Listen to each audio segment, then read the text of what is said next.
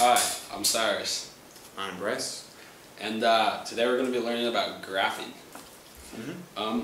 So this question gives us a function. It says it has a slope of 2 and passes through the point 1, 2.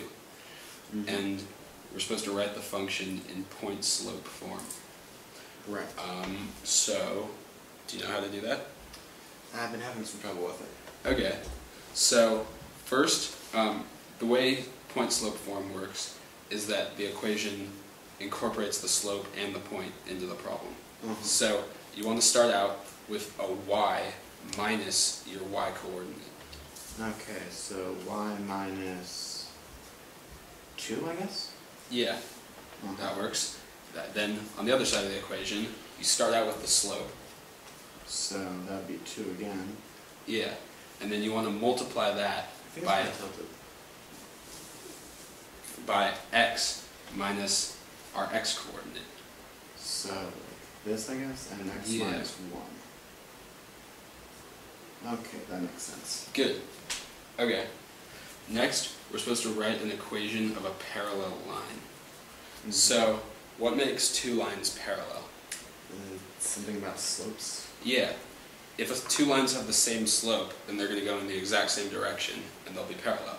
So, I guess you could write any equation that would also have a slope of 2. Right, so it could just be, I don't know, y minus 3? Y minus 3? Sure. Y minus 3 equals 2 times x minus 1. Alright. Good. Oh, right. That's now, we're supposed to write an equation of a perpendicular line. So, what makes lines perpendicular? A negative reciprocal slope, I think? Yeah, exactly. So, what's the negative reciprocal of 2 in this case? Well, reciprocal is just the number flipped, like 2 over 1 becomes 1 over 2, right? Exactly. So this would be negative 1/2. Yeah.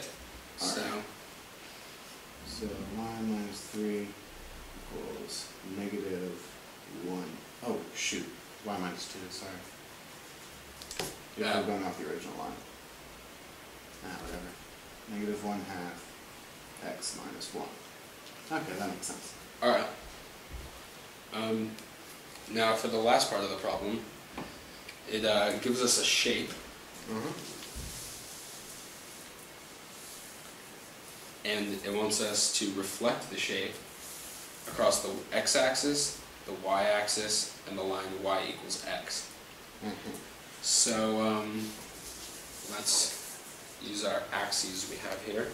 Right. And let's start out with the x-axis. So, do you know what a reflection means? Like in water, it's just... Yeah, it's going to be exactly the same, just flipped. In this case, across the x-axis. Shouldn't we label it or something? Yeah. Okay. Yeah. Okay. Okay, that makes more sense. So, that means that's the x-axis, right? So, how am I going to flip this across it? I guess take everything and like switch the signs of the x-coordinate? Of the x-coordinate? Of the y-coordinate. Right. Okay, that makes sense. So, if we take this point, switch the y-coordinate, where does that end up? Right here. 2, 1 becomes 2, negative 1. Right. And how about for the other coordinates? 3, 4 is 3, negative 4. And 4, 2 is 4, negative 2. Right. Alright, so that'd be right here. Okay, good. So, that shape has been reflected across the x-axis. So, what do we do for the y-axis? The same thing, only it's with the x-coordinate? Right. Okay. So, how does that work with this shape?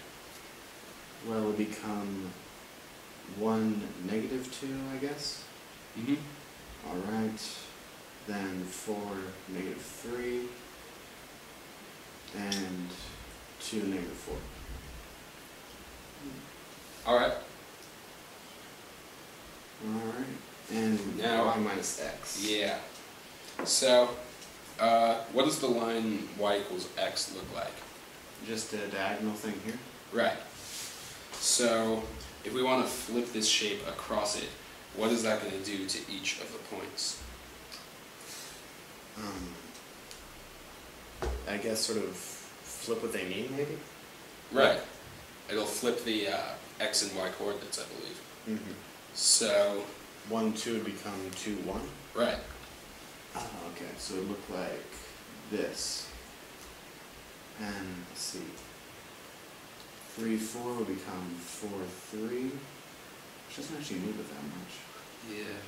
Right. And 4, 2 is 2, 4, right?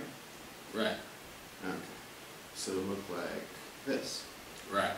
So if you take the line y equals x, you can see that these shapes are equal but across the line. Yeah. Alright. I think that does it for this problem. Yeah, it seems pretty clear.